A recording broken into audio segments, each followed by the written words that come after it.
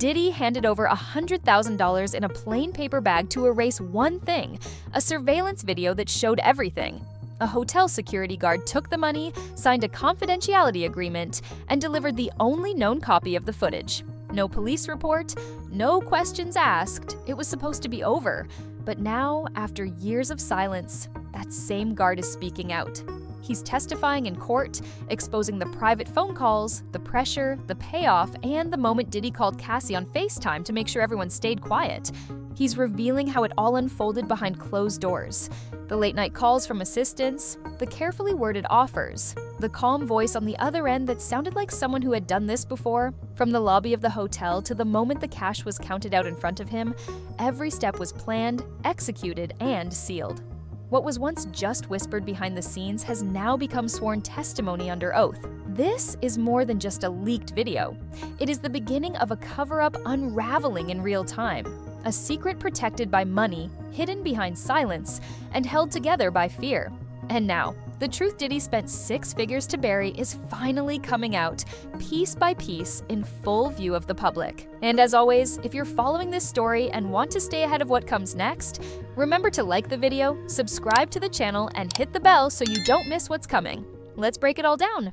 It's week 4, Tuesday, in the sex trafficking and racketeering conspiracy trial of Sean Diddy Combs. Eddy Garcia took the stand with an immunity order. He worked in private security for the Intercontinental Hotel in LA. Garcia says Combs' personal assistant, Courtroom, reached out about security video of the March 2016 incident where Combs is seen attacking then-girlfriend Cassie Ventura. Garcia says he told her he couldn't show her, but that off the record, it's bad.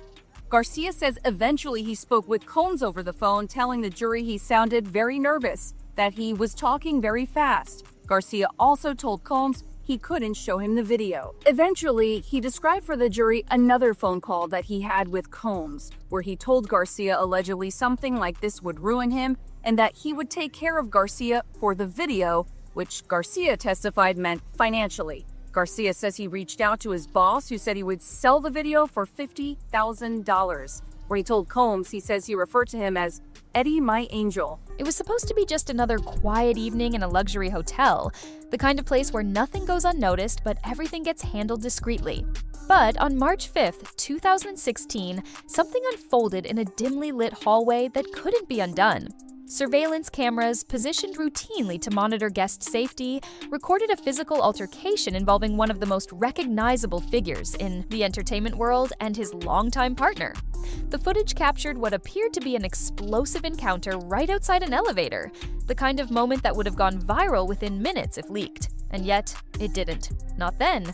That night, the hotel's security staff found themselves at the center of something much larger than any routine incident. One of them, Eddy Garcia, received a call. Not from law enforcement or hotel management, but from an assistant working closely with the person seen on the tape. A short time later, he testified that Combs' former assistant, Courtroom, called and showed up, asking multiple times to see that video, to see what they were working with, essentially. And when Garcia told her that he couldn't do it, he said he did tell her off the record, it's bad.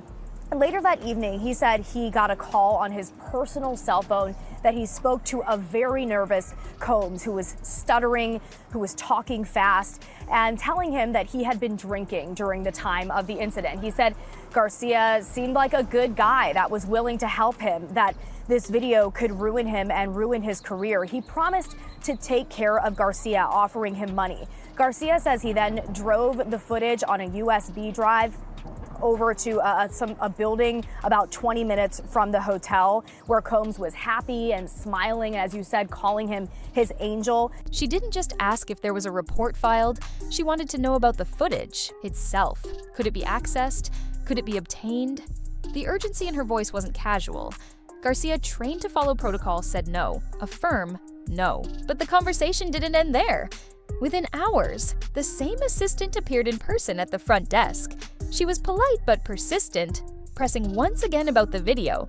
Garcia still refused, but as the day faded into night, another call came through. This time, the voice on the other end wasn't an assistant. It was the man at the center of the incident. What had started as a routine day for hotel security was now a crossroads. The footage wasn't just a clip from a surveillance system, it was a secret, one with serious consequences. As the conversation unfolded, Garcia realized that this wasn't just about footage anymore.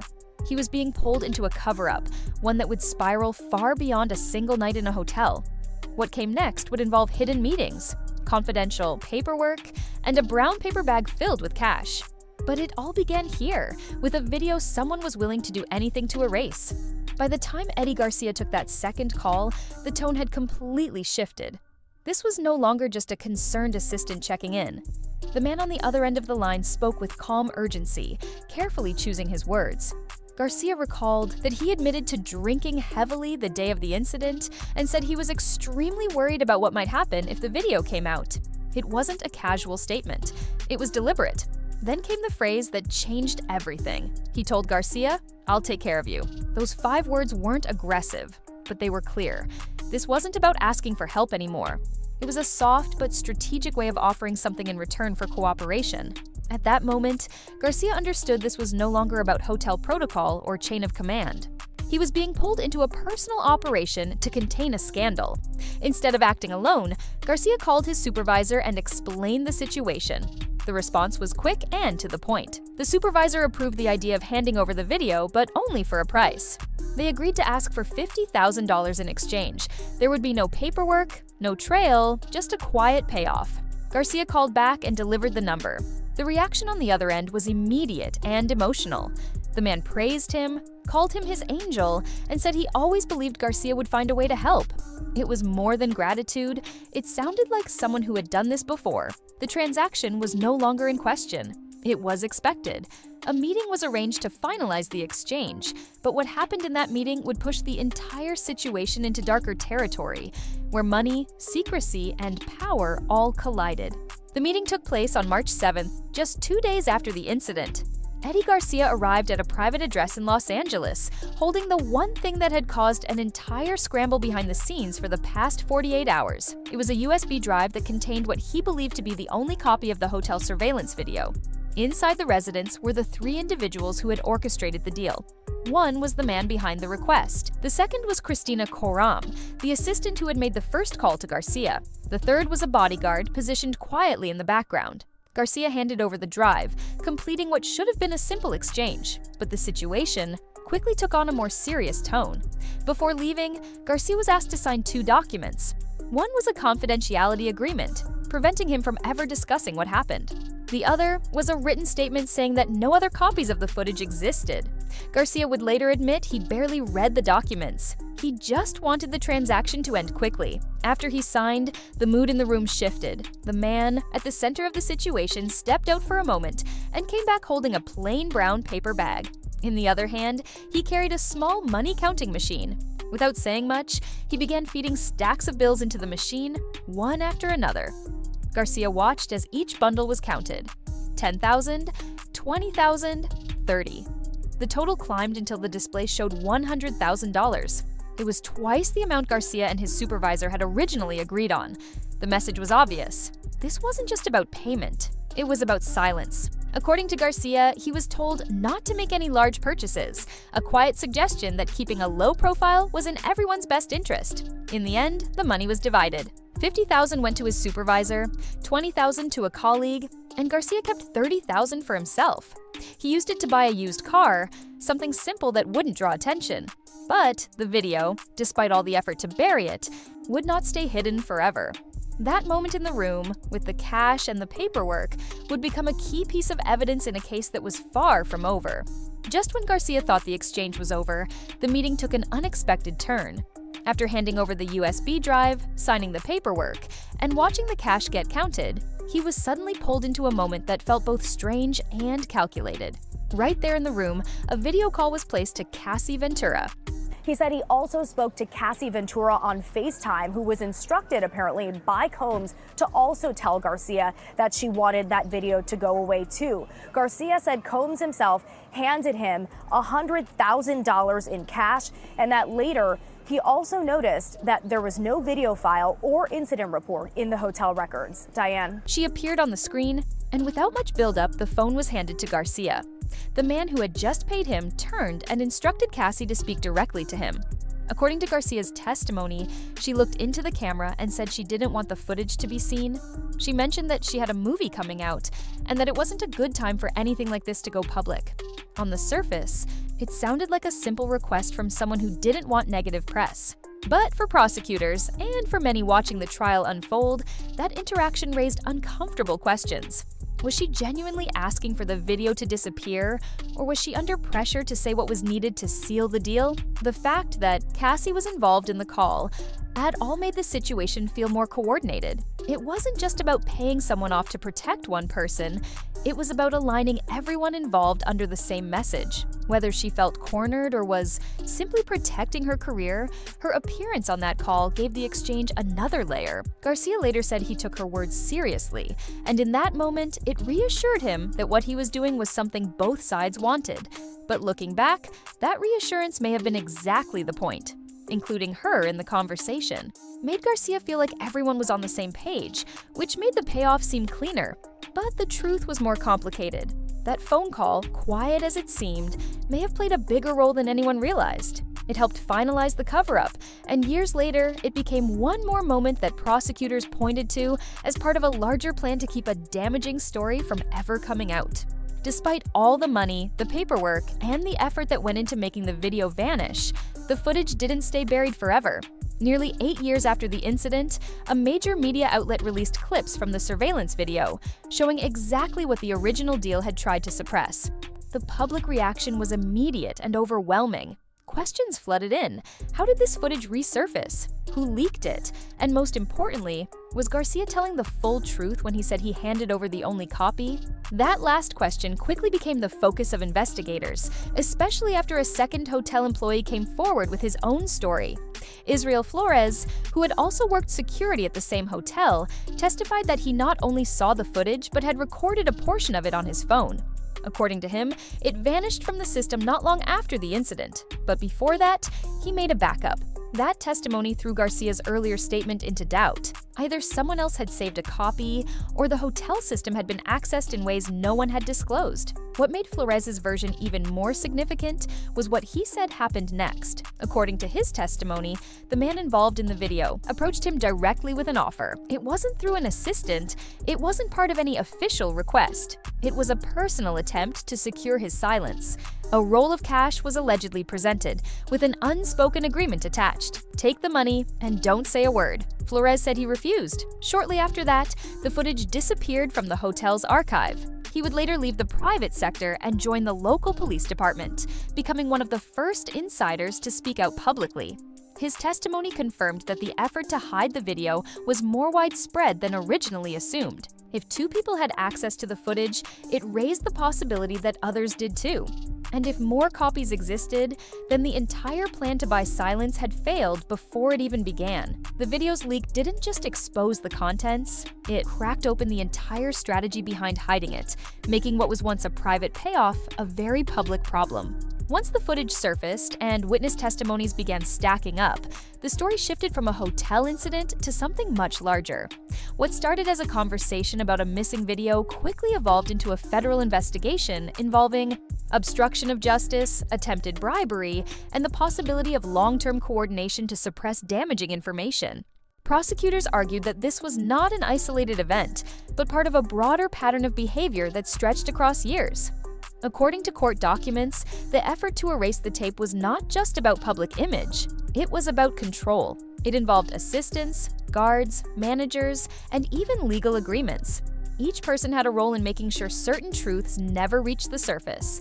But the more investigators looked, the more it became clear that there were too many moving parts, too many people involved, and too much money changing hands for this to be anything but organized. The case eventually expanded under federal law, with prosecutors pursuing charges under the RICO Act, a legal framework originally designed to dismantle criminal enterprises by showing a pattern of coordinated activity. In this case, the government argued that the attempt to silence security staff and destroy evidence was not just about one moment, but reflected a larger system of silence, influence, and payoff.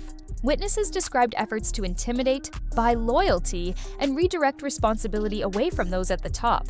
The hotel incident, though shocking, became just one example in a long timeline of carefully executed damage control. What made the charges especially serious was the consistency. Whether through hush money, legal threats, or emotional pressure, the actions followed the same playbook. The leaked footage and the testimonies behind it served as the first cracks in that system. And once those cracks formed, the rest of the structure started to collapse, revealing a network of secrecy that had operated far longer than anyone suspected. As more testimony poured in and the court documents became public, the incident with the elevator video turned out to be just one chapter in a much deeper and more unsettling story. Multiple claims pointed to a lifestyle filled with manipulation, secrecy, and events that blurred the line between personal indulgence and orchestrated experiences. One of the most talked about terms that emerged from the court filings was something insiders referred to as freak-offs. These were described not as ordinary parties, but as carefully arranged gatherings held in private hotel rooms, often involving hired participants, specific demands, and tight control over what happened behind closed doors. According to several testimonies, these events were allegedly planned in advance, managed with exacting detail, and sometimes even recorded. Some hotel billing records later showed unusual charges for post-event cleaning, including hundreds of dollars labeled for oil damage or extended privacy services. While no one on the inside ever went public during that time, the paper trail began speaking for itself. At the center of these allegations was a growing pattern of financial settlements designed to keep the past from catching up. One of the most notable was the reported agreement between Cassie Ventura and Intercontinental Hotels, which allegedly resulted in a payout of $10 million. The settlement was kept quiet at the time, with little public information about the reason behind it. But when viewed through the lens of the current trial, it began to look like part of a wider effort to protect reputations and avoid liability. It wasn't just about protecting the people involved in the incidents, but also the institutions that enabled them by turning a blind eye. Every new detail suggested that those around the situation weren't just bystanders. They played a role, whether through silence, participation, or support. What was once dismissed as rumor or speculation began to look like a carefully constructed system, supported by money, influence, and a steady stream of non-disclosure agreements that kept the truth from reaching the surface. For years, the public only saw the polished version of what life looked like inside that inner circle. There were red carpets, sold-out events, and exclusive parties that gave off the appearance of control and glamour. But behind the scenes, former employees now say things were very different. As the federal case gained momentum, people who once stayed silent began stepping forward. One by one, they described a workplace where fear often replaced professionalism and loyalty was maintained through pressure rather than respect. Several former assistants and staffers described working under constant emotional strain. They said mistakes were met not with correction, but with humiliation. Expectations weren't just high, they were unpredictable. The goal wasn't just to do the job, it was to keep the environment tightly managed and entirely under one person's control. Many employees said they felt like they were being watched, not just by security, but by each other. The atmosphere, according to their testimonies, was built on quiet tension and a constant sense of risk. What made these testimonies more powerful was how they connected the dots. They weren't just isolated complaints from people who had bad experiences. Their stories supported one another, adding structure to a pattern of behavior that prosecutors now say fits into the larger case. Multiple staff members described being pressured to sign confidentiality agreements, often without understanding exactly what they were agreeing to. Others recalled moments where they witnessed something questionable, but were told to forget it ever happened. These weren't high-profile scandals. They were quiet moments that, when pieced together, painted a clear picture, a culture of silence, carefully maintained through fear, paperwork, and paychecks. Now, as these former employees speak openly, their voices are doing what legal teams and payouts never could. They're pulling back the curtain. And what's being revealed is a version of the truth that had been carefully hidden for years. With each new testimony, the carefully constructed wall around the story keeps cracking, and the reality underneath becomes harder to ignore. In the beginning, it was just a missing video, a simple piece of footage that vanished after one tense night in a luxury hotel.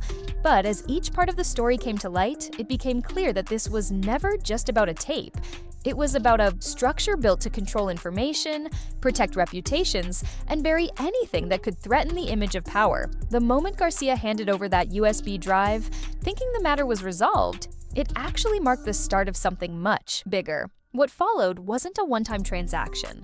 It was part of a pattern where silence was purchased, witnesses were pressured, and stories were sealed behind confidential agreements. Even with $100,000 involved, the truth didn't stay hidden for long. The footage leaked, the voices rose, and the moment everyone tried to erase suddenly became the moment that changed everything. Now, attention has shifted away from that single incident and toward everything it revealed.